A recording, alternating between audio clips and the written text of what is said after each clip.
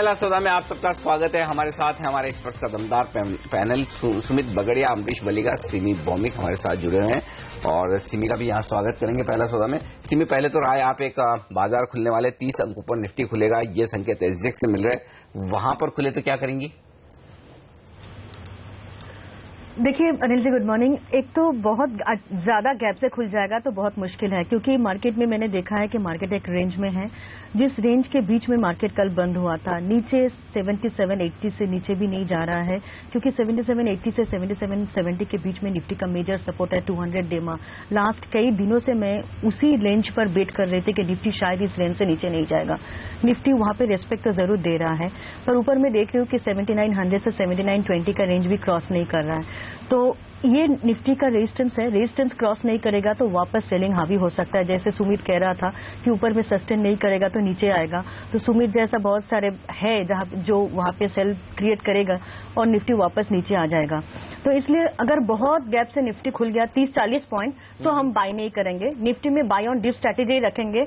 7845 7830 ये निफ्टी का support zone है। अगर ये सपोर्ट मेंटेन करता है तो 7790 के नीचे स्टॉप लगा के लॉन्ग ही जाएंगे। टारगेट 7900 का ही रखेंगे। 7920 मेजर रेजिस्टेंस है। ठीक बात है। 7900 पर अगर खुलता है तो वहां पर खरीदारी नहीं करनी चाहिए, नीचे आता है तभी वहां पर खरीदारी करनी चाहिए। सुमित, ये बताइए आज के लिए आपके ट्रेडिंग कॉल्स कौन से हैं? अब हेमंत, हमने एक एसडीएल को सिलेक्ट किया हुआ है। एसडीएल के अंदर ऐसा लग रहा है कि ये स्टॉक एक ब्रेकआउट देने वाला है और स्टॉक में यहां से एक अच्छा मूव देखने को मिल सकता है आने वाले दिनों में। इमीडिएटली ट्रेडिंग के लिहाज से अगले 2-3 दिनों के हिसाब से 82 का बेस्ट स्टॉप लॉस रहेगा एसडीएल के अंदर। 82 के स्टॉप लॉस से बाय कर सकते हैं 85-86 के बीच में, और ऊपर में इमीडिएट टारगेट लग रहा है 92 से 95 लेवल्स तक का। ये हमको लगता है कि अगले 2 से 4 दिनों के अंदर ये टारगेट आ सकते हैं। अगर मार्केट्स पॉजिटिव रहे तो एसडीएल के अंदर अच्छा मूव हमको देखने को मिलेगा। ओके, तो ये है राय इन दोनों ही स्टॉक फ्यूचर्स में खरीदारी करने के लिए। आज से एक ऑप्शन भी बताया सुमित ने खरीदारी करने के लिए आज से, वो थोड़ी देर में मैं उनसे पूछूंगा कौन सा स्टॉक है और कौन सा ऑप्शन आपको ट्रेड करना है, पुट या कॉल। लेकिन उससे पहले बाजार खुलने वाले हैं तो इसलिए फोकस थोड़ा सा हम शिफ्ट कर लेते हैं निफ्टी की तरफ। कैसी होगी शुरुआत? एसडेक्स निफ्टी कह रहा है कि हम 30 अंक ऊपर खुलेंगे। दूसरी शुरुआत होगी रुपए की, जहां पर हमने कल 6680 की क्लोजिंग देखी 3 पैसे के नुकसान के साथ। तो ये दो ओपनिंग पर आप नजर रखिए। पहली टिक आपकी स्क्रीन पर आने की तैयारी में सेंसेक्स और निफ्टी पर 17 अंक ऊपर है सेंसेक्स, 60 अंक ऊपर सेंसेक्स और निफ्टी है 6 अंक नीचे। अब निफ्टी 10 अंक ऊपर आता हुआ दिख रहा है। कौन से स्टॉक सेक्शन में?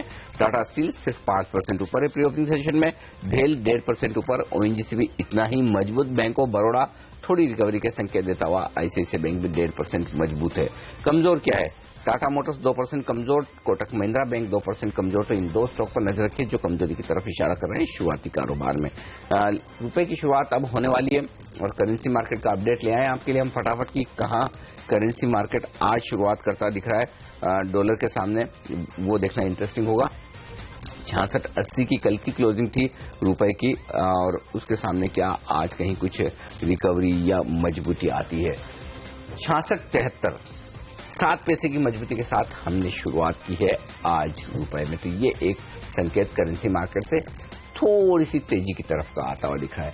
चलिए, ये तो राय हुई तमाम इन ओपनिंग ट्रिगर्स पर। सेटल होने दे प्री ओपनिंग सेशन को 9:07 9:08 के आसपास सेटल हो जाएंगे, तब पता चलेगा कि कितनी मजबूती के साथ हम खुलते हैं। लेकिन किन शेयरों में आज एक्शन रहने वाला है बड़े ब्रोकरेजेस की राय के दम पर, वो भी हम अब से आपसे कुछ सेकंड्स में आपको बताने वाले हैं। नीति हमारे साथ जुड़ेंगी और उनसे पूछेंगे कि वो कौन से स्टॉक्स जो एफआई ब्रोकरेज के रडार पर हैं।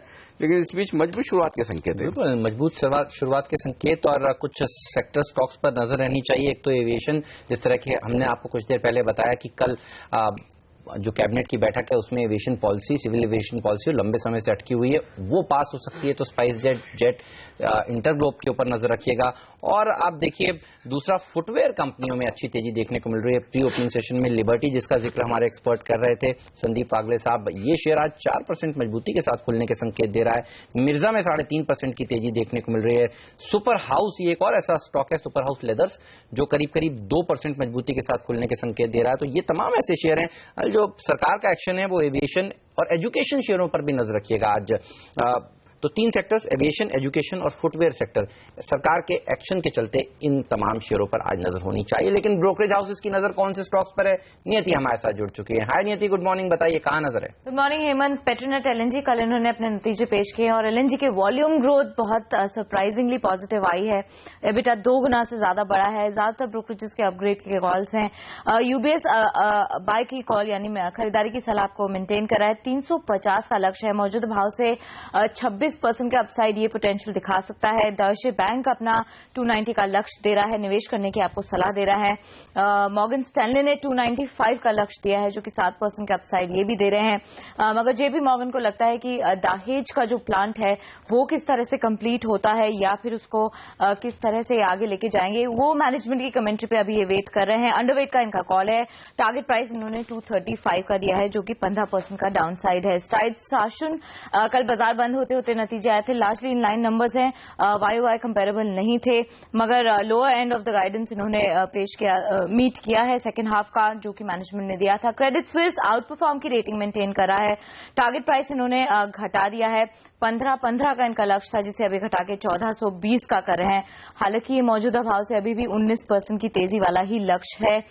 एक्सेस कैपिटल मेंटेन कर रहा है अपना निवेश करने की सलाह। टारगेट प्राइस इन्होंने बढ़ाया है, 1450 का था, जिसे बढ़ा करके 1500 का कर रहे हैं। मगर मैक्वायरी सबसे ज्यादा बुलिश है स्ट्राइड शासन पर। आउट परफॉर्म की रेटिंग इन्होंने मेंटेन की है। 1650 का लक्ष्य मैक्वायरी दे रहा है स्ट्राइड्स पर। 38% का अपसाइड पोटेंशियल ये करंट मार्केट प्राइस से देख रहे हैं। तो ये है तमाम स्टॉक्स जहां पर आज एक्शन है। लेकिन इनके अलावा और कौन से स्टॉक्स है नीति जहां पर आज ब्रोकरेजेस ने अपनी रिपोर्ट्स दी हैं? शोभा सबसे पहले बात करूंगी। इनकी परसों बोर्ड बैठक है बायबैक पर। जेपी मॉर्गन की आज एक रिपोर्ट आई, इंटरेस्टिंग रिपोर्ट है। ओवरवेट का कॉल दे रहे हैं और 400 रुपए का लक्ष्य दे रहे हैं। इनको मानना है कि 18 मिलियन के आसपास के शेयर्स ये बायबैक कर सकते हैं। 570 करोड़ का एक आउटफ्लो हो सकता है और 300 रुपए के आसपास का बायबैक का ये भाव देख रहे हैं।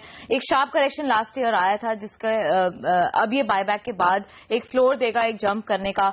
12 महीने का लक्ष्य इनका 400 रुपए का है। मौजूदा भाव से आपको 32% की तेजी ये शेयर दिखा सकता है। और फेल 27 मई को इनके नंबर्स आने वाले हैं। अंडर परफॉर्म की रेटिंग मेंटेन कर रहा है bank of America Merrill lynch.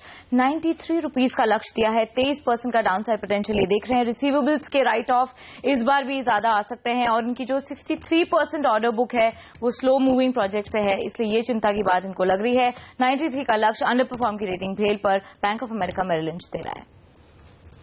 Okay, तो ये तमाम शेयर हैं जिन पर आज एक्शन एफआई की ब्रोकरेज रिपोर्ट्स के दम पर रहने वाला है। लेकिन एक्शन जो ट्रेडिंग के लिहाज से रहने वाला है वो है टॉप 20 ट्रेडिंग आइडियाज, जो आपको बताए जाते हैं हर रोज सुबह 7:30 से 8 बजे के बीच में। स्टॉक 2020 के मैच में कौन से हैं आज के वो बेहतरीन 20 शेयर जहां पर आपके लिए है ट्रेडिंग के मौके?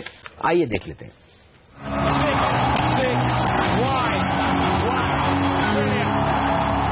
पूरी 10 शेयर हैं। क्यों चुने गए हैं बड़े समझ लीजिए। पावर ग्रिड इसलिए चुना है क्योंकि इसका जो ऑर्डर और बैकलॉग था पूरी तरह से वो क्लियर होता हुआ दिख रहा है और इसके रिजल्ट्स भी काफी इस बार अच्छे आ सकते हैं। सीईएससी पे आप नजर रखें, कलकत्ता में इस बार फिर से दीदी आ सकती है। एग्जिट पोल बात कर रहे हैं, इसके रिजल्ट भी काफी शानदार आएंगे। 113% का प्रॉफिट बढ़कर आ सकता है। जयश्री टी और मैक्लोड रसल दोनों ही चाय कंपनीज को हमने इसलिए चुना क्योंकि असम के अंदर बीजेपी अपना सबसे बेहतर प्रदर्शन कर सकती है और सरकार बना सकती है। सेंट्रल स्टेट दोनों में सरकार बनेगी तो एक्सपोर्ट ओरिएंटेड जो चाय कंपनीज है फायदा मिलेगा। मान इंफ्रा पे आप नजर रखें, इसके भी रिजल्ट आएंगे बृहस्पतिवार को और 3 करोड़ से सीधा 7 करोड़ प्रॉफिट हो सकता है। इसके अंदर टर्न अराउंड स्टोरी है। एबन ऑफ शेयर के अंदर भी आप नजर रखें और केन इंडिया दोनों हमने कच्चे तेल की वजह से उतारे हैं। जिस तरीके गोल्डमैन सैक्स ने भी अपने जो आउटलुक बदला है उसका बेनिफिट भी इन दोनों के अंदर आते दिखेगा। एजुकेशन शेयर से एमटी एजुकेयर और एडुकॉम को हमने रखा है क्योंकि 26 मई से पहले एजुकेशन पॉलिसी आ जाएगी और डिजिटाइजेशन पे ज्यादा फोकस्ड होगा तो एमटी एजुकेयर और एडुकॉम को फायदा मिलेगा। और पायनियर डिस्टिलरी, इसके शानदार रिजल्ट आए, कंपनी घाटे से प्रॉफिट में आई है इसलिए इसको बाय के तौर पर रखा है। मेरी टीम में आपको एक गेंदबाज मिलेगा जेट एयरवेज, क्योंकि जो कच्चे तेल की कीमतें बढ़ी उससे एटीएफ बढ़ने वाला है, इसलिए नेगेटिव होगा, शॉर्ट करके चलिए। वही पिनकॉइन स्ट्रेट्स में वारंट का फ्यूचर प्राइस पर खरीदारी करिए। शोभा में बायबैक की खबर है इसलिए सेलेक्टर्स को लगता है यहाँ मजबूती रहेगी। जेके टायर बेहतरीन नतीजे दिए, खरीदारी की सलाह होगी। लेकिन सुमित इंडस्ट्रीज एक्सचेंज को इन्होंने इन्फॉर्म किया कि बिजली ओपन ऑफिस से मिलने लगी, ओपन एक्सेस से कॉस्ट कम हुई, फायदा होगा उसका। वहीं मिर्जा इंटरनेशनल और लिबर्टी शूज, दो शू कंपनी हमने ली क्योंकि जो लेदर पे एक्साइज ड्यूटी कम होने वाली, उसका बड़ा फायदा इसको मिलेगा। नितिन फायर 200 करोड़ का ऑर्डर मिला है, वो पॉजिटिव है। वहीं क्रूड पे ONGC काफी फायदा होगा कि क्रूड के दाम बढ़ते हुए नजर आए।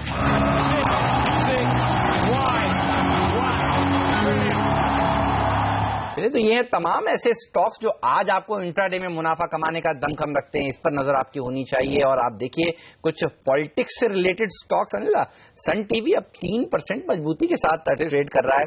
जी हाँ, तमिलनाडु में BMK की जिस तरह से बातचीत चल रही है कि ये सरकार बना सकते हैं, ये बताइए, कल भनक लगी थी बाजार को कि जो एग्जिट पोल्स निकल कर आएंगे उसमें शायद बीजेपी के हाथ कुछ आ सकता है। और आसाम में आप देखिए सारे एग्जिट पोल्स जो दिखा रहे हैं कि उनको मेजोरिटी मिलेगी। कैसे देख रहे हैं आप, इसका कितना असर पड़ेगा आज बाजार पर? ये तो क्लियरली पॉजिटिव है क्योंकि जो एक्सपेक्टेशन था that BJP has a chance in Assam, पर जो नंबर्स जो एग्जिट पोल में आ रहे हैं that is showing a very comfortable majority. So I think that is a positive यदि वैसे आता है 19th को। And anyway, I mean as far as Tamil Nadu Kerala is concerned, वहां पे तो मार्जिनल प्लेयर्स ही थे, सो वहां पे कुछ नहीं हो रहा है। दैट विल नॉट हैव, खाता तो खुल रहा है। Absolutely. So I think overall exit polls is positive for the markets. Exit poll overall ठीक है, बुरे नहीं है। और सन टीवी आप देखिए 3-3.25% मजबूत हो चुका है, तो मेरे ख्याल से इसी के दम पर चल रहा है। एक और स्टॉक बाटा, इस पर मैं राय लेना चाहता हूं आपसे। जो ये खबरें चल रही है, हमारे स्टॉक 2020 की टीम में भी था कि फुटवेयर पर जो 1000 रुपए से नीचे के फुटवेयर हैं नॉन लेदर वाले, उन पर भी एक्साइज ड्यूटी आधी हो जाएगी, 12 से 6%। खरीदना चाहिए ये शेयर? इसके कारण तो श्योरली सेंटिमेंटली तो पॉजिटिव है, तो from a trading point of view मुझे लगता है कि खरीदना चाहिए। We could see the stocks moving possibly for the next week 10 days. तो इसलिए तो बाटा में तेजी देखने को मिल सकती है। दरअसल एजुकेशन रिलेटेड शेयर आप देखिए, एडुकॉम तो 7% मजबूती के साथ खुलने वाला है। बाटा के अलावा लिबर्टी और सुपर हाउस लेदर ये भी 4-4% गैप अप खुलने वाले हैं, इस तरह के संकेत मिल रहे हैं। एडुकॉम के अलावा एवरॉन में तेजी देखने को मिलेगी। तो सरकारी एक्शन जहां जहां है वहां पर अच्छी तेजी देखने को मिल रही है। और ऑफशोर कंपनियों पर भी नजर रखिए, अबान, ज्यूएल ऑफशोर, ये तमाम ऐसे काउंटर्स हैं जिनको कच्चे तेल की बढ़ने से ट्रेडर्स यहां पर एक्टिव हो जाते हैं, खरीदारी करते हैं। और केन और ONGC पर भी नजर रखिए, दोनों स्टॉक्स भी मजबूती के साथ खुल रहे हैं। लेकिन नेस्ले ये शेयर दबाव के साथ खुल रहा है और यहां पर भी सरकार ही इसकी जिम्मेदार है। अब बताइए, नूडल्स को रेगुलेट करने जा रही है सरकार। बताइए पहले आप इस मूव को किस तरह से देखते हैं, बिकॉज सब चीजें छोड़ के नूडल्स को रेगुलेट कर रही है सरकार। Absolutely, I think there are so many larger things to be done, काफी रिफॉर्म्स करने हैं। उसके बदले यदि नूडल्स रेगुलेट करे तो मैं क्या बोलूं। तो ITC और नेस्ले ये दो ऐसे स्टॉक्स हैं। अब जब अनिल रेगुलेटर बनने की बात होती है तब कोई भी सेक्टर हो उसको दिक्कत आ जाती है। एक बार पूछते हैं, चार्ट्स पर कैसा लगता है सिमी, ITC चार्ट्स पर कैसा दिखता है आपको? देखिए ITC एक रेंज में था, इस रेंज का रेजिस्टेंस में आके बंद किया है। आज 330 के ऊपर जाके ITC को सस्टेन करना पड़ेगा स्ट्रेंथ मेंटेन करने के लिए। कल बहुत अच्छा रिकवरी देखा गया था, उसके बेसिस पर निफ्टी में भी अच्छा रिकवरी देखा गया था सेकंड हाफ पर मुझे लगता है कि आज फ्रेश मोमेंटम ITC को तभी मिलेगा जब ये स्टॉक 330 का रेंज क्रॉस करके सस्टेन करेगा। अगर ऐसा होता है तो ही लॉन्ग जाइए, नहीं तो नीचे देखिए 325-26 के आसपास सपोर्ट है, वो सपोर्ट अगर होल्ड करता है तो छोटा सा स्टॉप लॉस 24 के नीचे लगा के लॉन्ग लिया जा सकता है। जो कल तेजी देखने को मिली थी बाजार में निचले स्तरों से 90 अंक की, उसमें HDFC ट्विंस और ITC ये तीन बड़े शेयर थे जिन्होंने 75% का कंट्रीब्यूशन दिखाया था बाजार को ऊपर ले जाने में। बिल्कुल, तो ऐसे में जो ऑप्शंस की रणनीति में लेना चाहता था सुमित से, वो HDFC बैंक पर ही है मेरे ख्याल से। HDFC पर या HDFC बैंक पर? सुमित किस पर है बताएं, और क्या करेंगे आप, क्या ट्रेड है? अनिल जी बैंक पर है। HDFC कल अच्छा एक मूव दिखाया है हमको HDFC बैंक के स्टॉक ने, और ये ऐसा लग रहा है कि एक फ्रेश ब्रेकआउट है और इस ब्रेकआउट को सस्टेन करने के लिए सस्टेन कर चुका है और ऊपर में 40 से 50 रुपए का मूव हमको इजीली और देखना चाहिए। आई थिंक HDFC बैंक का ऑलरेडी मूव इतना भारी आ चुका है, बड़ा आ चुका है, तो अभी फ्यूचर्स ना ले, उसके बदले एक ऑप्शंस की रणनीति कर सकते हैं। HDFC बैंक का 1160 का कॉल लिया जा सकता है प्रेजेंट लेवल्स पे, जो कि करीब 15 के आसपास ट्रेड कर रहा होगा, या ओपनिंग में खुलेगा तभी ट्रेड करना चाहिए 15 के आसपास। नीचे में इसमें स्टॉप लॉस 6 रुपए का लगाना होगा और ऊपर में में हमें 40 से 50 रुपए की तेजी एचडीएफसी के स्टॉक के अंदर दिख रही है, यानी 1200 तक के लेवल्स या 1220 तक के लेवल्स आने चाहिए। तो उसके अकॉर्डिंग इसके टारगेट 1160 के कॉल ऑप्शन के टारगेट बनेंगे 30 से 40 रुपए, यानी रिस्क रिवॉर्ड रेशियो भी अच्छा बैठ रहा है। तो आई थिंक इसको यहाँ पे लेके काम किया जा सकता है। 15 से 12 रुपए के बीच में एचडीएफसी बैंक के 1160 के कॉल को खरीद के काम करना चाहिए। ये तो ये रहा है एचडीएफसी बैंक पर। शोभा एक और ऐसा स्टॉक है जिस पर आपकी नजर होनी चाहिए। 19 मई को इनकी बायबैक के ऊपर बोर्ड बैठक होने वाली है, यानी बृहस्पतिवार को एक बायबैक के ऊपर बोर्ड बैठक होगी। ये बताइए चार्ट्स कैसे लगते हैं सिमी? पिछले कुछ दिनों से हम देख रहे हैं रियल एस्टेट कंपनियों में अच्छी रैली देखने को मिल रही है, क्या आज शोभा चल सकता है इस खबर के दम पर? देखिए हेमंत, शोभा टेक्निकली बहुत अच्छा लग रहा है। इनफैक्ट एक ऐसा जगह पे कंसोलिडेट किया है, इसमें जब न्यूज आ गया है लग रहा है कि इसके चलते ये 298 के ऊपर इसका 298 के ऊपर ही ब्रेकआउट है। अगर ये स्टॉक 298 के ऊपर जाके सस्टेन करता है तो इसका नेक्स्ट जो पड़ाव होगा वो 325 का होगा। मतलब 300 के ऊपर अगर ये स्टॉक खुल जाएगा आज तो 325 तक का रैली तो मिनिमम देखने को मिल सकता है। इनफैक्ट मुझे लगता है कि 10% रैली 25 से 30 रुपया का रैली देखने को मिल सकता है। 300 के ऊपर सस्टेन करेगा तो ये स्टॉक। ओके, लेकिन आपके पिक्स में सिमी में जो देख रहा था, दो डिफेंसिव स्टॉक्स जिन्हें आपने HUL और TCS, क्या यहीं से खरीदारी आएगी निफ्टी में? और देखिए मुझे तो बहुत अच्छा लग रहा है। इनफैक्ट TCS में एक ब्रेकआउट हो रहा है। लास्ट वीक ही ब्रेकआउट दिया था, ब्रेकआउट के बाद एक कंसोलिडेशन भी देखा गया था। कल वापस TCS रिकवरी के साथ बंद किया था। आज 2540 का लेवल बहुत ही क्रूशियल होगा। अगर ये स्टॉक 2540 के ऊपर मेंटेन करेगा तो 5 रुपये का स्टॉप लॉस है। 2535 का स्टॉप लॉस के साथ लॉन्ग एंट्री लेंगे और इसका टारगेट 2569 और 75 का होगा। सेकंड स्टॉक HUL का है, क्योंकि HUL कल एक निचले स्तर से अच्छा रिकवरी दिखाया था। आज 840 के ऊपर मेंटेन करना पड़ेगा। अगर मेंटेन करता है तो एक 3 रुपया का स्टॉप लॉस 37 का स्टॉप लॉस के साथ एंट्री लेंगे और जिसका टारगेट 859 और 62 का हो सकता है। दोनों में मुझे लगता है कि आज स्ट्रेंथ मेंटेन होगा। आज HPCL, BPCL, IOC में तेजी देखने को मिलेगी क्योंकि करीब करीब ₹1.25 डीजल के दाम बढ़े हैं और करीब करीब 83 पैसे पेट्रोल के दाम बढ़े हैं। साथ ही IGL पर भी नजर रखिए। धर्मेंद्र प्रधान जी जो ऑयल मिनिस्टर हैं वो कह रहे हैं कि 100 नए CNG स्टेशन IGL जो दिल्ली में CNG बेचने का काम करती है वो करेगी। नए विस्तार योजनाएं उनकी सामने निकल कर आई हैं। सुमित, IGL में क्या और तेजी बन सकती है?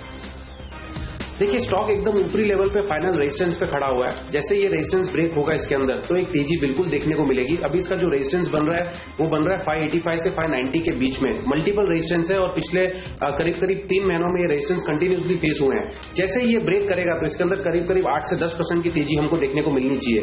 फ्रेश ब्रेकआउट के बाद ही लॉन्ग सजेस्टेड होंगे। अभी 575 के आसपास चल रहा है। आई थिंक इसको थोड़ा ऊपर जाने दीजिए 585, 590, उसके बाद इसके अंदर लॉन्ग करना चाहिए। 650 के लेवल उसके बाद हमको देखने को मिल सकते हैं 590 के ब्रेकआउट के बाद। अगर ब्रेकआउट आता है तो 570 के स्टॉप लॉस से बेस्ट बाय बनेगा 650 के टारगेट के लिए।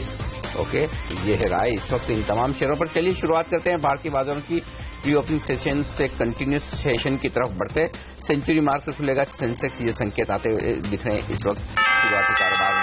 125 अंकों की मजबूती सेंसेक्स में, 140 अंक ऊपर सेंसेक्स 0.5% की मजबूती के साथ खुलता हुआ दिख रहा है और निफ्टी 7,900 के बेहद करीब 40 अंकों की मजबूती निफ्टी में नजर आएगी। तो शानदार शुरुआत भारतीय बाजारों की होती हुई दिख रही है। न सिर्फ सेंसेक्स और निफ्टी बल्कि मिड कैप इंडेक्स भी 0.5% ऊपर, बैंक निफ्टी में 0.5 से 0.5% तक की मजबूती, 1% का उछाल वहां पर देखने को 100 पॉइंट का उछाल वहां पर देखने को मिल रहा है और पूरी तरह से तेजी आती दिख रही है प्राइवेट बैंक से। ICICI bank, axis bank, SBI, bank of Baroda दमदार उछाल के साथ शुरुआत कर रहे हैं कि कुछ और सरकारी कंपनियां जोश भर रही है बाजार में। उनमें ONGC 2.25% के उछाल के साथ टॉप गेनर मेटल्स में खरीदारी लौटती दिख रही है। हिंडाल को मजबूत खुलता हुआ दिखा है, भेल मजबूत है, एक्सिस बैंक में तेजी बनती दिख रही है। तो प्राइवेट बैंक सबसे ज्यादा जोश भर रहे हैं बाजार में। उसके बाद ऑयल एंड गैस स्पेस के शेयर कमजोर क्या है, टाटा मोटर्स 1% कमजोर, बॉश 1/4% कमजोर। लेकिन आइए वायदा कारोबार में बता दूं स्टॉक्स में कहां एक्शन है। जेट एयरवेज 1% के नुकसान के साथ टॉप लूजर और उसके ठीक पीछे टाटा मोटर्स का स्टॉक 1% नीचे। भारत फौज नतीजों के दिन 1% नीचे खुलता हुआ दिख रहा है। वैसा ही हाल सिंडिकेट बैंक का भी रहेगा, 1% नीचे आज नतीजे देने वाला है ये स्टॉक। वोल्टास के भी नतीजे आज हैं, 0.5% की कमजोरी के साथ हुई है शुरुआत। सबसे बेस्ट परफॉर्मर वायदा कारोबार में है सन टीवी। डीएमके की सरकार बनने के संकेत एग्जिट पोल से जो मिल रहे हैं, 4% का उछाल सन टीवी में आता हुआ दिख रहा है। इंडिया बुल्स रियल एस्टेट अच्छे रन में, आज फिर से 2% मजबूत। कच्चे तेल के दाम बढ़े, ऑयल इंडिया 2% मजबूत। कावेरी सीड, हमारे एक्सपर्ट संदीप बागले ने शुरुआत में कहा था अभी भी खरीदारी कीजिए, 2% मजबूत खुलता हुआ दिख रहा है। वेदांता में आज तेजी के साथ शुरुआत होती हुई दिख रही, जो कि सुमित बगड़िया भी कह रहे थे खरीदारी करने का मौका। 150 अंक ऊपर है सेंसेक्स, निफ्टी 7,900 के पार निकलता हुआ और बैंक निफ्टी में 115 अंकों का शानदार उछाल, दमदार शुरुआत हुई, बेहतरीन तेजी। 7,900 का स्तर तो अब छू लिया है। अनिल से हम कुछ ही देर में पूछेंगे कि अब निफ्टी को किस तरह से अप्रोच करना चाहिए, लेकिन आप कुछ शेयरों पर, सेक्टर्स पर नजर रखिए। एजुकेशन स्पेस हम आपको बता रहे थे कि आज सबसे अच्छा प्रदर्शन दिखाने वाला एक स्पेस हो सकता है। एडुकॉम 11% ऊपर, एवरॉन 6% ऊपर, NIIT लिमिटेड हमारे एक्सपर्ट्स की राय थी खरीदारी करनी चाहिए।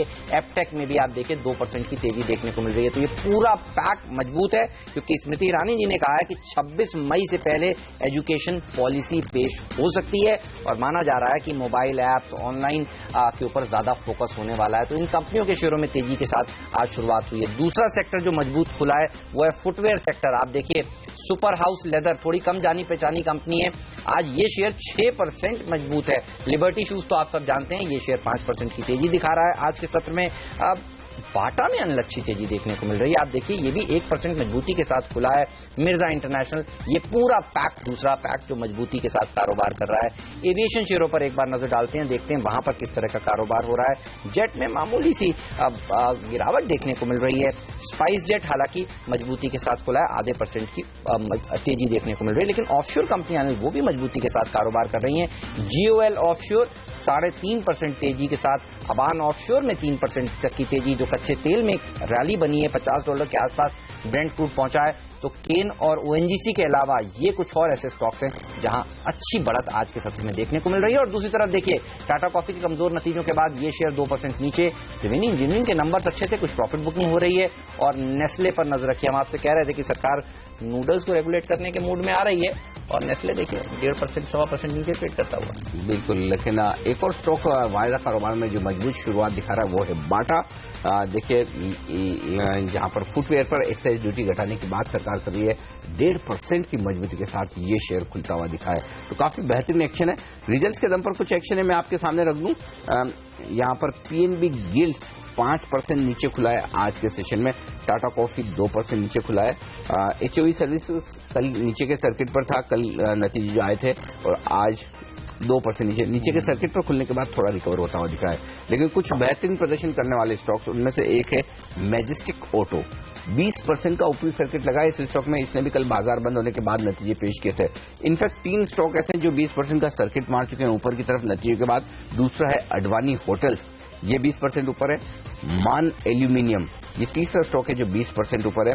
TRF एक और स्टॉक है जो 11% ऊपर है अच्छे नतीजों के दम पर। और ये तमाम शेयर ऐसे हैं जो मजबूत दिखा रहे हैं। होटल स्टॉक पर एक राय ली जाए, जब अडवाणी होटल्स ने सुबह सुबह 20% का सर्किट मारा है, इन कंपनियों के नतीजे बड़े अच्छे आते दिख रहे हैं। अमरीश, क्या होटल सेक्टर में क्या हो गया ऐसा? मुझे तो लगता है कि बॉटम आउट हो चुका है, because we have seen bearishness in the hotel industry for the last 5-6 years। तो अभी लग रहा है कि बॉटम आउट हो चुका है, because tourist arrivals have started increasing and clearly with the economic pickup आगे जाके लगता है कि there average room tariffs will start moving up. Already we have seen some movement in the last close to a year. तो आगे जाके मुझे लगता है कि hotel stock should do well. तो टॉप पिक आपका कौन सा होगा? मेरा टॉप पिक क्लियरली है इंडियन होटल्स, जो मैंने रेकमेंड किया था करीब 95 के आसपास। And this is just about 2.5 months बैक। तो वहां से काफी अच्छा प्रदर्शन किया है, but I still expect the stock to go to about 145-150। Alright, तो इंडियन होटल्स के ऊपर नजर रखिए, लॉन्ग टर्म के लिए बेहतरीन शेयर हो सकता है ये। ताज ग्रुप जो चेन्स हैं उसको चलाती है, ये टाटा ग्रुप की कंपनी है। इंडियन होटल्स पर आपकी राय, हमारे एक्सपर्ट की राय तेजी करने की है। लेकिन मैंने देखिए एजुकेशन शेयर, एडुकॉम्प, एवरॉन अब 11-12% की मजबूती दिखा रहे हैं। सन टीवी अब 7% मजबूत है। सुमित, सन टीवी की रैली देखिए, क्या शानदार रैली देखने को मिल रही है। तो अब यहाँ पर क्या करना चाहिए? 7% की तेजी देखी जा चुकी है कि यहाँ से और रैली बन सकती है। कौन से इंपॉर्टेंट लेवल्स हैं इसके लिए? अब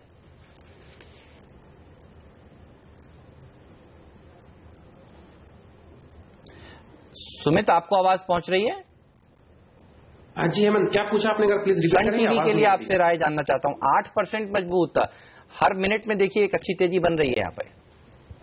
जी बिल्कुल, इसके अंदर अच्छा मूव देखने को मिला है और पिछले 4 दिन से हमको एक अच्छा मूव देख रहे हैं स्टॉक के अंदर। अभी इमीडिएटली देखेंगे तो स्टॉक के अंदर जो पहला हडल बनेगा वो 430 से 432 के लेवल के आसपास बनेगा, तो यानी यहां से प्रेजेंट लेवल से 8 से 10 रुपए की तेजी तो और बनेगी इंट्राडे के लिए। देयर इज अ पॉसिबिलिटी कि 430-32 के आसपास ये एक बार रेजिस्टेंस फेस करे। अगर ये रेजिस्टेंस फेस नहीं करता और ब्रेकआउट आ जाता है तो फिर स्टॉक के अंदर कंटिन्यूसली हमको पूरे हफ्ते में अच्छा मूव देखने को मिल सकता है 455, 460 के लेवल्स तक। मेरे ख्याल से जिन लोगों ने एग्जिस्टिंग ऑलरेडी पोजीशन होल्ड कर रखी है, नीचे के लेवल्स पे ले रखी है, उनको होल्ड करके चलना चाहिए। फ्रेश बाय एकदम हायर लेवल्स पर रिकमेंडेड नहीं होगा। 424-25 के आसपास ये स्टॉक अभी ट्रेड कर रहा है, तो फ्रेश बाय इस लेवल पर रिकमेंडेशन नहीं होगा, बट एग्जिस्टिंग लॉन्ग पोजीशन को होल्ड करें। इमीडिएट टारगेट 432, और अगर 432 के ऊपर क्लोजिंग दे देता है तो ये स्टॉक 455 तक जा सकता है। ट्रेलिंग एसएल अगर लगाना हो तो फिर ट्रेलिंग एसएल 417 का लगा सकते हैं। लेकिन एक स्टॉक जहां सबसे ज्यादा वायदा कारोबार में पोजीशन बन रही वो है पेट्रोनेट एलएनजी। दमदार नतीजे के बाद 1% मजबूत है सुमित, और ओपन इंटरेस्ट में देख रहा हूं 5% बढ़ा है। 2.5 लाख शेयर नए जुड़ चुके। तो आज सुबह सुबह जहां ट्रेडिंग पोजीशन तेजी की बनती दिख रही है वो पेट्रोनेट एलएनजी है। 280-281 की रेंज में वायदा कारोबार में क्या ये अच्छा खरीदारी का मौका है? यस बिल्कुल अनिल जी, पेट्रोनेट में हमारी लॉन्ग की सलाह ऑलरेडी हमारे क्लाइंट्स को गई हुई है, और पेट्रोनेट को ऐसा लग रहा है कि ये यहां से इसने एक ब्रेकआउट देके ऊपर सस्टेन कर रहा है। तो मुझे ऐसा लगता है कि मूव एक्सटेंड होगा और 300 से 325 के लेवल हमको आने वाले 15 से 20 दिनों में इसके अंदर देखने को मिल सकते हैं। जब तक ये 270 के नीचे क्लोजिंग नहीं देगा तब तक ये स्टॉक स्ट्रांग है, और ऊपर में जैसे ही ये 284-285 का लेवल निकालेगा तो इसके अंदर हमको 300 के लेवल इमीडिएटली देखने को मिलेंगे। यानी जो पहला पड़ाव और पहला हर्डल है वो है 284 का। 284 का लेवल जैसे ही निकलेगा तो 295 से 300 के इमीडिएट टारगेट होंगे, और ओवरऑल हमको इसमें लग रहा है कि 320 तक के टारगेट्स हमको आने वाले कुछ समय में देखने को मिल सकता है। 320 का टारगेट आने वाले कुछ दिनों में देखने को मिल सकता है। पेट्रोनेट एलएनजी, इस स्टॉक पर नजर रखिए अनिल। जब इस तरह के शेयर बताते हैं कि जहां पर ओपन इंटरेस्ट बढ़ रहा होता है वो स्टॉक जनरली दिन में अच्छा प्रदर्शन दिखाते हैं। यहां पर हमारे एक्सपर्ट सुमित भी इस समय बुलिश हैं, तो इस पर नजर होनी चाहिए इस समय आपकी। लेकिन आप देखिए बैंकिंग स्टॉक्स आज बाजार को संभालने का काम कर रहे हैं। बैंक निफ्टी में आप देखिए आईसीआईसीआई बैंक 1% ऊपर है, एक्सिस बैंक में 1.5% की तेजी देखने को मिल रही है। तो प्राइवेट सेक्टर के बैंक्स आज अच्छा दम लगा रहे हैं। यस बैंक हमारे एक्सपर्ट्स कह रहे थे यहां पर खरीदारी करनी चाहिए। ये देखिए नए फ्रेश हाई पर है, अब फिर एक नया हाई इनमें देखने को मिल रहा है। लेकिन आज भी जो शेयर हैं जो थके हुए हैं वो पीएसयू बैंक्स हैं। यूको बैंक देखिए करीब करीब 1% नीचे। सिंडिकेट बैंक के नंबर्स आज आने वाले हैं। ये स्टॉक भी आप देखिए गिरावट के साथ कारोबार करता हुआ, और एफएनओ का इनफैक्ट सबसे ज्यादा गिरने वाला शेयर सिंडिकेट बैंक ही है। आज 1.5% कमजोरी के साथ ट्रेड कर रहा है। कोई होप्स सिंडिकेट से, यूको से, या इस हफ्ते आने वाले पीएनबी से? मुझे लगता नहीं कि पीएसयू बैंक से इमीडिएटली कुछ होप हो, but then I feel that more less we have seen the bottom. शायद यहाँ से इमीडिएटली नहीं चले। I think it will take another at least 1 or 2 quarters जब तक ये एनपीए इश्यूज चलते रहेंगे। I think one should wait for a while and possibly pick up maybe in the next 2 to 3 months, because after that we could see recapitalization, we could see consolidation, or also possibly NPA recovery भी हो सकती है over the next 1.5-2 years. So from that point of view, I think one should wait for the next 2-3 months and pick up PSU banks at lower levels. तो ये है राय। और इस बीच HDIL, India bulls real estate, ये तमाम real estate share काफी मजबूत हो रहे हैं। HDIL जहां तक मेरे ख्याल से सुमित ने खरीदारी करने की राय दी थी टॉप पिक के तौर पर। जी हाँ, और देखिए स्टॉक 1.5% मजबूत है, और ओपन इंटरेस्ट में भी 5 लाख शेयर नए जुड़े हैं। 87 रुपए 25 पैसे के आसपास फ्यूचर से। सुमित, आपका टारगेट क्या है और क्या इन लेवल्स पर खरीदा जाए? बिल्कुल खरीद लेना चाहिए अनिल जी। मुझे एसडीएल बहुत स्ट्रांग लग रहा है। हमने जैसे सुबह अभी बात भी करी थी 15 मिनट पहले कि एसडीएल के अंदर तेजी लग रही है। 92 से 95 का हमारा इमीडिएट टारगेट्स है एसडीएल के अंदर, और मुझे कहीं ना कहीं ऐसा लगता है कि अगर इस बार अगर ये 92-95 का लेवल आता है तो इस बार ये 3 डिजिट के ऊपर चला जाएगा स्टॉक। बहुत दिनों के बाद हमको ये वापस 3 डिजिट के आसपास देखने को मिलेगा। तो मुझे ऐसा लगता है कि ओवरऑल रैली इसकी 100 से 105 रुपए तक की है। बट अगर इतना बड़ा अभी फिलहाल अगर किसी को नहीं भी सोचना है तो अगर 87 के लेवल्स पे अगर कोई फ्रेश लॉन्ग भी करना चाहे तो बिल्कुल कर सकता है। For immediate target of 92 and 95 हो सकता है ये हमको एक हफ्ते में ही देखने को मिल जाए। अगर मार्केट्स ने पॉजिटिविटी सस्टेन करी तो हमको ये देखने मिल जाएंगे लेवल्स। ओके, चलिए तो HDIL पे तेजी करने की राय। बीएमसी ने जब से एफएसआई इंक्रीज करने की अमरीश बात करी है कि 5 की एफएसआई होगी, इस महीने के अंत तक पॉलिसी निकल कर आएगी, तब से हम देख रहे हैं रियल एस्टेट शेयर फोकस में। इंडिया बुल्स रियल एस्टेट ने भी क्या दमदार तेजी दिखाई है। ये बताइए अब क्या व्यू बन रहा है आपका मुंबई बेस्ड रियल एस्टेट कंपनियों पर? नहीं, पर भी ये देखिए कि कितना इन्वेंट्री पड़ा हुआ है मुंबई में। Whether the FSI goes from 4 to 7, I mean the question is when will the inventory get cleared? जब इन्वेंट्री क्लियर होता है तभी माने रहता है कि I mean if it goes up from 4 to 7 then it will be beneficial, but right now I really don't think it will make too much of a difference. Sentimentally शायद positive हो सकता है because of which we have seen the run up, but I think people should utilise this to exit to a certain extent, specially stocks like Indiabulls जो चला है 50-55 से 80 plus. I think it's a good opportunity to book profits to a certain extent. Okay, ये है राय इस वक्त, लेकिन बाजार 7,900 के पार निकलकर हम टिक रहे हैं. ये एक अच्छी बात है कि लग रहा है बड़ा उछाल देने की तैयारी होती दिख रही. 25,800 पर सेंसेक्स है और अच्छी मजबूती के साथ. तो बताइए ना फिर इस समय क्या करना चाहिए? 7,900 पर ये इंपॉर्टेंट पड़ाव पर इस समय खड़ा हुआ है बाजार, यहाँ से तेजी कर लें या थोड़ी और मजबूती बनेगी? मेरे ख्याल से 7,925 तो आराम से अभी और शायद हो सकता है. तो थोड़ा जिनकी तेजी की पोजीशन है उन्हें होल्ड करना चाहिए. जो नई पोजीशन बनाना चाहते हैं अगर शॉर्ट साइड पे, तो थोड़ा इंतजार करने में हर्ज नहीं है. ऐसा लग रहा है जिस तरह का मोमेंटम है स्ट्रांग है, थोड़ा बाजार को और ऊपर ले जाने की कोशिश कर सकता है. तो हो सकता है 7,925 7,950 आज ही आपको दिख जाए तो बड़ी बात नहीं. तो शुरुआती कारोबार में जब नीचे नहीं आ रहा है तो एक मजबूती के संकेत साफ तौर पर आपको इस वक्त नजर आ रहा है. लेकिन सबसे ज्यादा मजबूत सन टीवी 8.5% का बड़ा उछाल अब हो चुका है इस काउंटर पर. यहाँ पर शानदार खरीदारी होती दिख रही है. एक और स्टॉक जहां पर शॉर्ट साइड पर एक राय ली जाए, सिमी आप बताएं. स्ट्राइड्स शासुन कल नतीजे के बाद बड़ा वॉलेटाइल हुआ है, आज फिर से फिसला. हालांकि रिपोर्ट्स उतनी बुरी नहीं है लेकिन 1.5% नीचे और ओपन इंटरेस्ट यहां पर भी बढ़ता हुआ नजर आ रहा है. थोड़े शॉर्ट्स वायदा कारोबार में आज फिर से बन रहे हैं. क्या ट्रेड लिया जाए 1180 पर? देखिए अनिल जी, टेक्निकल चार्ट में उतना वीकनेस नहीं है और अगर ये स्टॉक नीचे गिर रहा है तो बहुत डिफिकल्ट है कुछ बता पाना. 1180 के आसपास है और मुझे लगता है कि इसमें जो मेजर सपोर्ट है वो 1155 से 1140 के बीच में है. तो अगर इतना सा टारगेट के लिए कोई शॉर्ट करना चाहता है तो मेरे ख्याल से 1210 के ऊपर स्टॉप लगा के शॉर्ट किया जा सकता है. पर जब 1155 से 40 के बीच में ये स्टॉक आता है तब प्रॉफिट बुक करना ही बेहतर होगा, क्योंकि मुझे लगता है चार्ट में स्ट्रेंथ है और कभी भी ये स्टॉक निचले सर्ज से रिकवरी दिखा सकता है. Chart short term medium term दोनों पैरामीटर से बाई सिग्नल ही देता है. इंट्राडे करेक्शन में मुझे एटलीस्ट शॉर्ट में एंट्री नहीं लेना है. अगर कोई एग्रेसिव ट्रेडर है, शॉर्ट सेलर्स है तो कर सकते हैं. 1155 से 1140 का सपोर्ट है. बिल्कुल. तो ये है राय इन तमाम शेयर पर. वक्त है आप सभी एक्सपर्ट से विदा लेने का. सिमी भौमिक, अमरीश बलिगा और सुमित बगड़िया, शुक्रिया हमारे साथ पहला सदमा में जुड़ने के लिए. और बाजार इस बीच देखिए दिन के उच्चतम स्तर पर आ चुके हैं. 175 अंकों का बड़ा उछाल है सेंसेक्स में. निफ्टी पर मजबूती 50 अंकों की बनती दिख रही है. बैंक निफ्टी सबसे ज्यादा मजबूत 1% ऊपर 130 अंक ऊपर होता हुआ दिख रहा है. अब हमारा फोकस है मोदी सरकार के शुरुआती 2 साल के कामकाज पर. कैसा रहा कामकाज, मार्केट और इकोनॉमी पर कैसा असर रहा और आगे किस तरह का रुझान रहेगा, इस पर बातचीत करने के लिए हमारे साथ हैं कोटक महिंद्रा म्यूचुअल फंड के एमडी और सीईओ नीलेश शाह.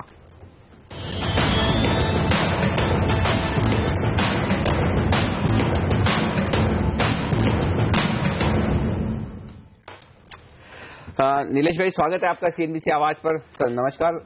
सबसे पहला सवाल तो ये लेना चाहता हूं कि पिछले 2 सालों में जब से ये नई सरकार आई है सबसे बढ़िया काम क्या किया है इन्होंने?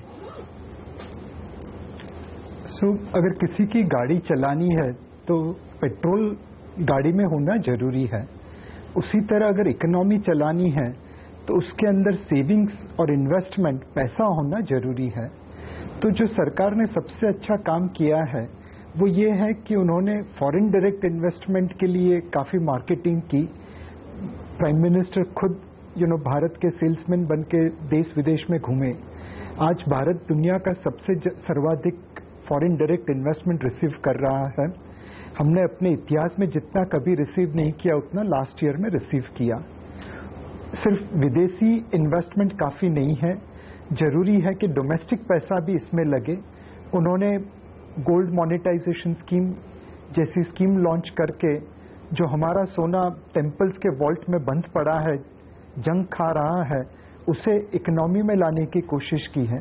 मेरे हिसाब से ये जो एक कैपिटल अवेलेबिलिटी अपने एंटरप्रेन्योर्स को दी है वो भारत सरकार की पिछले 2 सालों की सबसे बड़ी उपलब्धि में गिना जा सकता है.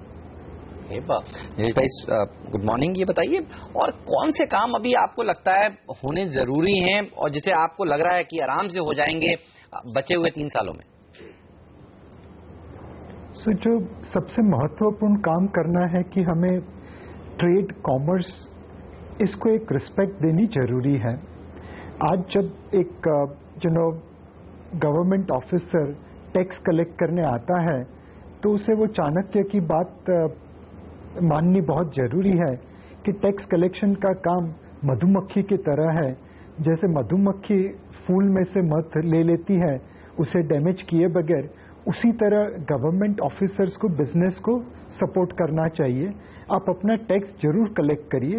एंड जब भारत में मतलब लोग BMW and Audi and Rolls Royce and Mercedes जितनी लेते हैं उतने लोग इनकम टैक्स के रिटर्न फाइल नहीं करते उसकी कक्षा के अनुसार, तो टैक्स कलेक्ट करना जरूरी है। बट एक हम ट्रेड कॉमर्स एंड इंडस्ट्री को एक बढ़ावा दे सके, ये जो इंस्पेक्टर लाइसेंस परमिट राज है उससे थोड़े उन्हें आज़ाद कर सके, लोग अपने धंधे पे ध्यान दे सके, ये एक जो माहौल है एंटरप्रेन्योरशिप को एनकरेज करने का। अपना एंटरप्रेन्योर आज अभिमन्यु की तरह चक्रव्यूह में फंसा हुआ है, उसे एक सीधे ही बैटलफील्ड में छोड़ दे, मार्केट से वो लड़ लेगा। ये बड़ी इंटरेस्टिंग बात कही आपने कि मधुमक्खी की तरह टैक्स वसूल करना चाहिए, लेकिन लोग ये मानते हैं कि मधुमक्खी की बजाय जोंक की तरह टैक्स वसूल किया जाता है, चूस लिया जाता है। लेकिन नीलेश भाई, काफी लोग तो ये मान रहे हैं कि जो 2 साल में इकोनॉमी की सिचुएशन सुधरी है उसमें बाहर के फैक्टर ज्यादा काम करते थे। क्रूड नीचे आ गया, उसी से सारा काम हो गया, इसमें सरकार ने क्या किया? तो ये तो किस्मत की बात है कि हमारी बैलेंस शीट ज्यादा सुधर गई एक्सटर्नल फैक्टर से। इंटरनली तो ऐसा कोई ग्राउंड लेवल पर तो चीजें बहुत बदलती हुई दिख नहीं रही अभी भी। ये भी एक कहावत है कि तकदीर उसी का साथ देता है जो तकदीर को बदलने की कोशिश करता है। डेफिनेटली ऑयल के भाव गिरे, उसकी वजह से भारत को फायदा हुआ है। बट आज तक कितनी गवर्नमेंट ने 1 करोड़ भारतीय से अपनी LPG सब्सिडी वापस कराई है? मेरे हिसाब से आचार्य विनोबा भावे ने जो भूदान मूवमेंट की थी उसके बाद ये पहली ऐसी मूवमेंट है जिसमें लोगों ने अपनी सब्सिडी वापस कर दी है। ऑयल प्राइसेस नीचे आए बट जो LPG सब्सिडी कम हुई है उसकी क्रेडिट तो सरकार को देनी चाहिए, और 1 करोड़ उस भारतीयों को देनी चाहिए जिन्होंने अपनी सब्सिडी वापस की। हमने हमेशा सुना था कि जो सरकार सब्सिडी पेमेंट करती है उसमें काफी इनएफिशिएंसीज हैं। आज आधार के बदौलत तकरीबन 27,000 करोड़ का सेविंग आपको LPG सब्सिडी में या फर्टिलाइजर सब्सिडी में या फूड सब्सिडी में हुआ है। तो ये जो बेनिफिट्स है इकोनॉमी को, जहाँ पे सब्सिडीज लोगों के घर पे पहुँच रही है और इनएफिशिएंसीज और लीकेजेस और करप्शन में नहीं जा रही है, उसकी बेनिफिट गवर्नमेंट को और इकोनॉमी को मिलेगी, और उस वजह से शायद मार्केट में भी उसकी इम्पैक्ट आज नहीं तो कल दिखेगी।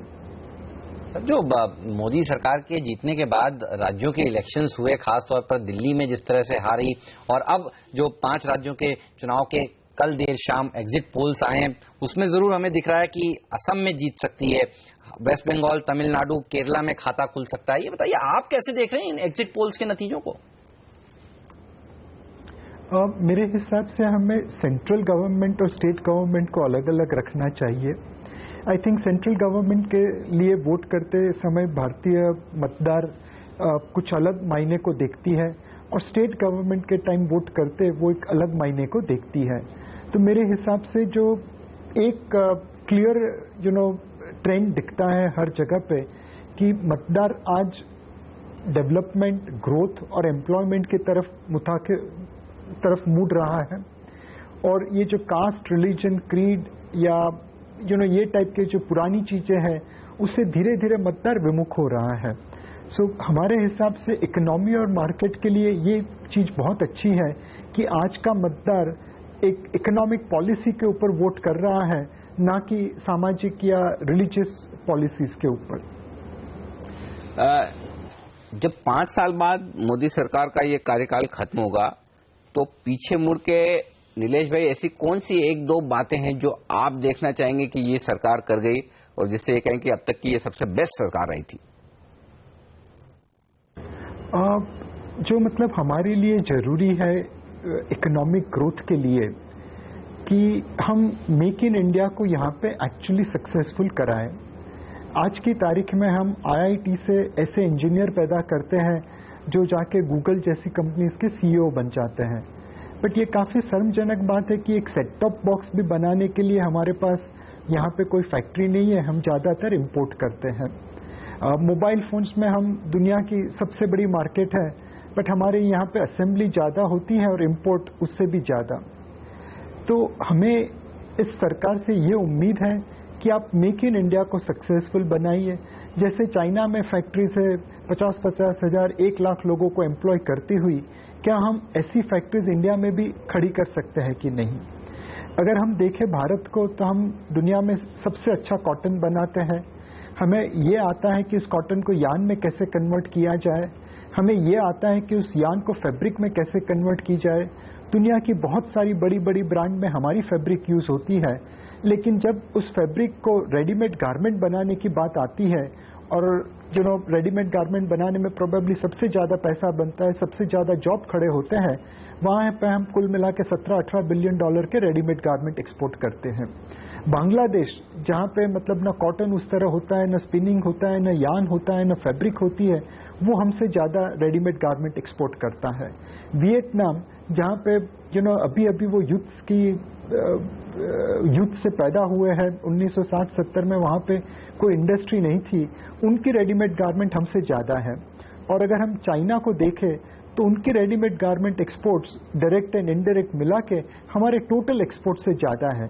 तो हम इस सरकार से चाहेंगे कि जैसे चाइना में बड़ी बड़ी फैक्ट्रीज लगी है और लोगों को काम मिला है और वो वर्ल्ड का मैन्युफैक्चरिंग बेस बन गया है, क्या ऐसा कुछ इंडिया में भी हम कर सकते हैं क्या? बिल्कुल। तो यहाँ पर मेक इन इंडिया के लिए जो सरकार ने काम किया वो काफी सराहनीय और काफी सारा और काम अभी होना बाकी है। लेकिन सर, जो FII इन्वेस्टर है, FDI इन्वेस्टर है, वो टैक्स में क्लैरिटी चाहता है। हाल ही में जो मॉरिशस के साथ संधि हुई है वो आपको कैसी लगी है? और अब खबरें ये भी आ रही हैं कि सेबी की जो इस हफ्ते बोर्ड बैठक होने वाली है उसमें पी नोट को लेकर कुछ नियमों में चेंजेस हो सकते हैं। आप कैसे देखते हैं इन दोनों मुद्दों को? आज कोई भी इन्वेस्टर हो, वो अपने इन्वेस्टमेंट के ऊपर रिटर्न चाहता है। उस रिटर्न पे अगर उसे टैक्स भरना पड़े तो फर्क नहीं पड़ता, लेकिन ये टैक्स अगर रेट्रोस्पेक्टिव इफेक्ट से लग जाए तो ऑब्वियसली एक इम्पैक्ट आती है। हमें ये समझना जरूरी है कि मेजॉरिटी ऑफ फंड प्रोप्राइटरी नहीं होते, वो कलेक्टिव स्कीम होती है। उसमें आने वाला इन्वेस्टर कोई और है, रहने वाला इन्वेस्टर कोई और है, और गया हुआ इन्वेस्टर कोई और है। तो आप पुरानी इनकम के लिए आज के इन्वेस्टर को टैक्स लगाए तो इन्वेस्टर्स को ऑब्वियसली प्रॉब्लम होता है। जो इन्वेस्टर्स को चाहिए वो एक ट्रांसपेरेंट टैक्सेशन मैकेनिज्म चाहिए। एंड ये जो मॉरिशस ट्रीटी सरकार ने जाहिर की है वो काफ़ी हद तक एक रोड मैप बना के देती है। इस तरह के मामलों में ये रोड मैप ट्रांसपेरेंसी देना बहुत ज़रूरी है। और अब हमारे लिए ये लोगों को कन्विंस करना जरूरी है कि जो रोड मैप हमने लगा दिया है उसके ऊपर हम चलते रहेंगे। पी नोट के ऊपर भी अगर आप देखें तो ये एक कन्वीनियंस भी था और उसके प्रोबेबली कुछ और गैरफायदे भी लोग उठा रहे थे। सो अगर सेबी उस चीज को ट्रांसपेरेंटली सेटअप कर देती है तो मेरे हिसाब से इन्वेस्टर्स को कोई बहुत ज्यादा फर्क नहीं पड़ेगा। ओके, तो ये एक बड़ा मुद्दा है फॉरेन इन्वेस्टर्स के लिहाज से जिस पर उनकी नजरें लगातार है। लेकिन थोड़ा बाजार पर अब आपसे राय लेना चाहता हूँ नीलेश भाई। 7,900 के आसपास आ गए हम बजट के दिन से जो लो बनाया, और बजट के दिन तो आप हमारे एक्सपर्ट्स के पैनल में हमारे साथ थे और आपका ये भी कहना था उसी दिन आपने कहा कि सबसे पहले एक ही चीज देखिए कि फिस्कल डेफिसिट का जो उन्होंने वादा किया था वो वादा निभाया था। और मुझे याद है शायद आपने महाभारत की धर्मराज युधिष्ठिर की बात की थी उस दिन। अब वहां से तो हम 1000 पॉइंट ऊपर हैं। अब ये बताएं सर कि यहां से बाजार का क्या डायरेक्शन दिख रहा है आपको? सो अनिल भाई, कभी कभी हम भी लकी हो जाते हैं, कभी कभी हम भी सच कह देते हैं। कभी काफी ज्यादातर समय। तो बाजार का इस वक्त का अगर डायरेक्शन देखें तो इसे कुछ चुनौतियों का सामना एकदम नियर टर्म में करना पड़ेगा। जनरली पहले हाफ में रिजल्ट अच्छे आते हैं और हमने देखा है कि जो पहले रिजल्ट आए टेक्नोलॉजी कंपनी के, फार्मा कंपनी के, प्राइवेट सेक्टर बैंक्स के, NBFCs के, FMCGs के, वो मार्केट की एक्सपेक्टेशन से बेहतर आए। और अब जो रिजल्ट आ रहे हैं PSU बैंक्स के, मेटल कंपनीज के, ऑयल कंपनीज के, वहाँ पे प्रोबेबली मार्केट की एक्सपेक्टेशन से थोड़े बुरे रिजल्ट आएंगे। तो ये एक समय है कंसोलिडेशन का। उसके बाद जो कुछ इवेंट होने वाली है वो मेरे हिसाब से मार्केट को डेफिनेटली फायदेमंद रहेगी। सबसे महत्वपूर्ण जो घटना होने वाली है मॉनसून की है। मतलब ये वाकई गर्व की बात है कि पिछले 2 सालों के बिलो एवरेज मॉनसून के बावजूद हमारा food production last year previous year से थोड़ा बट बड़ा है। तो विदाउट ड्राउट की वजह से भी हमने फूड प्रोडक्शन में इंक्रीज की है। अब ये मानसून आना, ये अच्छा मानसून आना बहुत जरूरी है। उस वजह से रूरल इकोनॉमी में एक जो स्टेग्नेशन आ गई है उसको एक सपोर्ट मिल जाएगा, लोगों की इनकम बढ़ेगी और इकोनॉमी को ग्रोथ मिलेगा। दूसरी चीज है, इसके बाद हमें FCNR डिपॉजिट्स रीपे करनी है। हमारे पास रिजर्व है उस डिपॉजिट्स को पे करने के लिए, बट अगर उसमें से कुछ पार्शियल रोल ओवर हो जाए और पार्शियल रीपे हो जाए तो मार्केट को एक वापस सपोर्ट मिल जाएगा। तीसरी चीज जो RBI ने 5 अप्रैल की क्रेडिट पॉलिसी में कही थी कि वो बाजार में लिक्विडिटी वापस लेके आएंगे।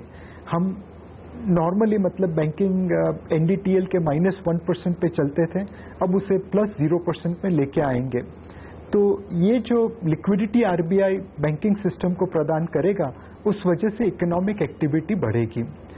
और एक चीज जो RBI ने कही है कि हम लोअर बोरोइंग कॉस्ट बोरोअर्स के लेवल पे ट्रांसमिट करेंगे, तो ब्याज के दरों में जो कटौती बोरोअर्स के हाथों में होगी उस वजह से भी कॉर्पोरेट प्रॉफिटेबिलिटी और मार्केट को एक सपोर्ट मिलेगा।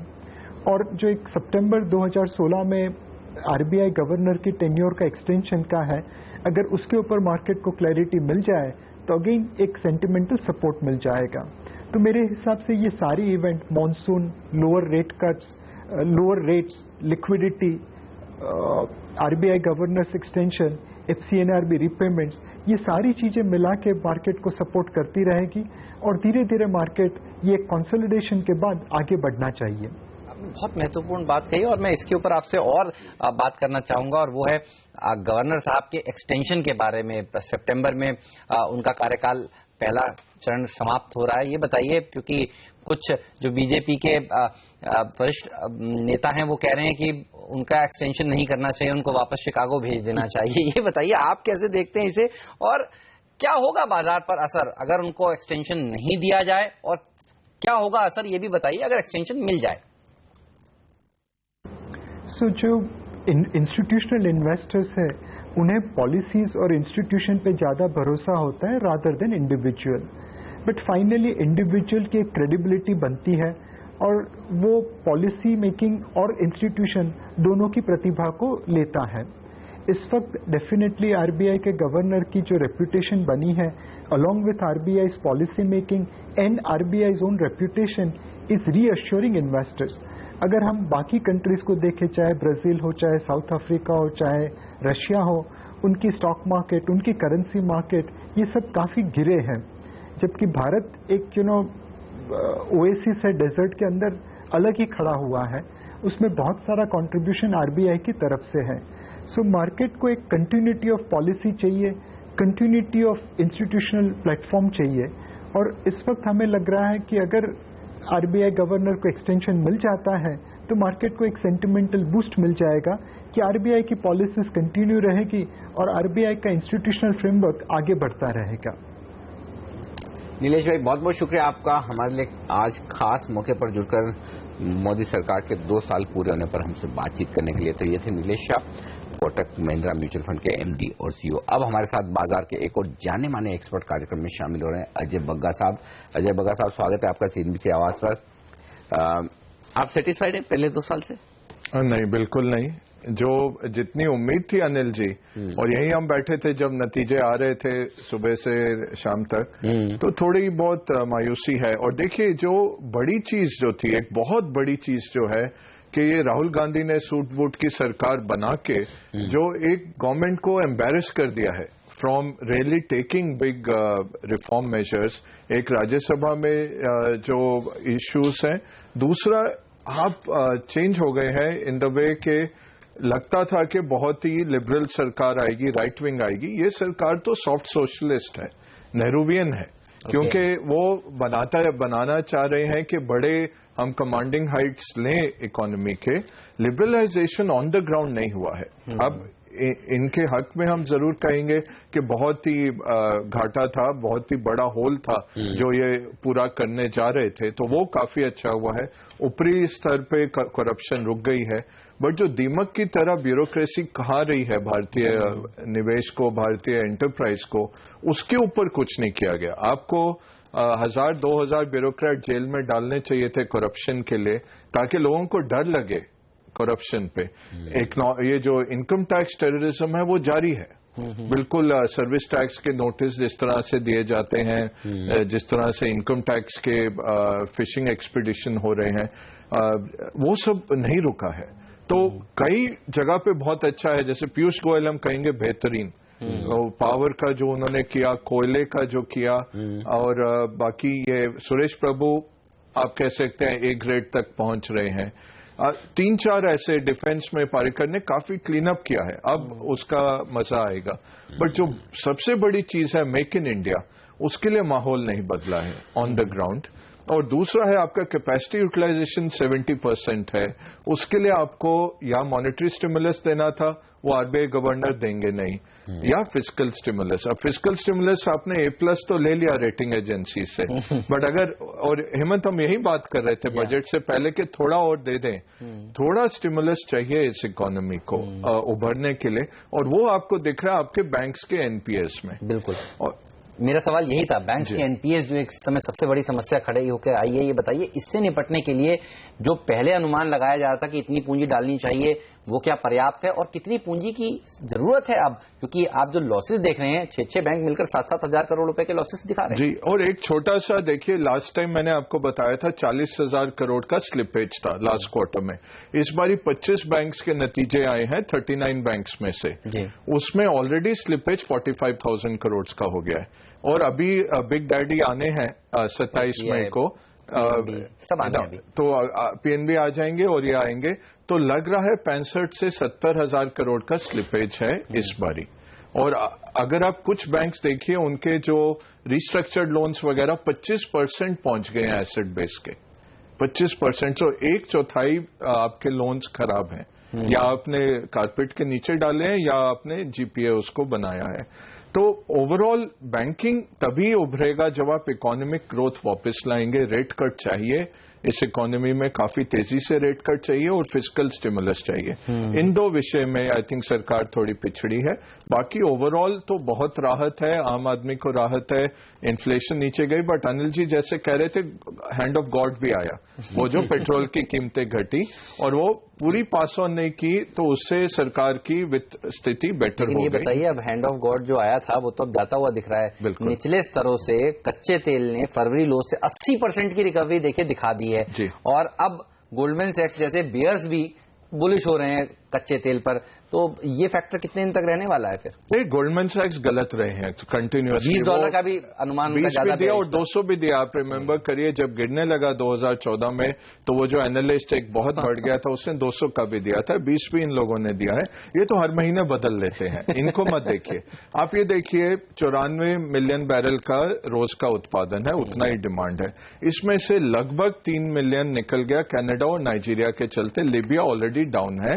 तो इन तीनों के चलते आप सप्लाई डिमांड देख रहे हैं, बट इतना लोगों के पास इन्वेंट्री है अभी, और जैसे ही आप 60 की तरफ पहुंचते हैं, यूएस का शेल गैस फिर आ जाएगा। तो वो जो 1 मिलियन जो कम हुआ है, बैंक्रप्सीज हो रही हैं यूएस में, वो सब बदल जाती हैं। 50 पे वो ब्रेक इवन शुरू है, 60 पे अच्छे पैसे बनाने लग जाते हैं। तो 60 से आगे नहीं जाता ये। और ये अच्छी बात है, जैसे कल रात को भी सरकार ने बढ़ाई कीमतें, तो जब घटी हैं कीमतें तो लगभग 75% जेब में रखा है। अब जब बढ़ रही है, पूरा पास ऑन कर रहे हैं कंज्यूमर को, और होना भी चाहिए। एक तेल आयातक देश के लिए हमें चाहिए कि हम हाई रखें प्राइसेस। हमारे पेट्रोल की प्राइसेस विश्व के सबसे हाईएस्ट लेवल्स पे हैं। तो ये अच्छी चीज सरकार कर रही है। बट ओवरऑल आपको बैंक एनपीएस पहले करने पड़ेंगे, तभी इकोनॉमिक रिवाइवल आएगा। तो मार्केट तो अभी जो कर रहे हैं, आप लॉन्ग टर्म के निवेश से कर सकते हैं। मुझे तो मार्केट्स नीचे आते थोड़े दिख रहे हैं, क्योंकि जून में 2-3 चीजें, एक फेड का मीटिंग है 15 जून का, 23 को यूके का है ब्रेक्सिट का वोट। अगर उसके पहले आप देखेंगे मार्केट्स थोड़े सॉफ्ट होते हुए। और अनिल जी, एक चीज मैं कहना चाहूंगा, ये फर्स्ट क्वार्टर में यूएस के जो शेयर बायबैक रहे 122 बिलियन डॉलर के, जो हमें 7 साल में निवेश आता है एफआईएस के तौर पे, एक क्वार्टर में लोगों ने खरीदे। ये इतने हाई भी नहीं है, उनके नॉर्मली रहते हैं, बट इस तरह का लिक्विडिटी कंपनीज डाल रही हैं। उससे क्या हुआ है, उनका ईपीएस 4% ईपीएस बढ़ा है जस्ट शेयर बायबैक से, वैसे ईपीएस -7% है। तो ओवरऑल इकोनॉमी इतनी स्ट्रांग नहीं है, और उसके बावजूद स्टॉक मार्केट अच्छा नहीं कर रहा, सबसे बड़ा।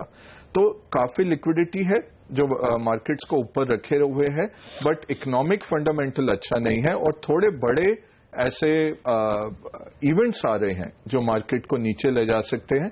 तो मैं कॉशन की एक बात कहूंगा, बट लॉन्ग टर्म बेसिस पे 3-4 सेक्टर अच्छे लग रहे हैं जहां पे निवेश किया जा सकता है।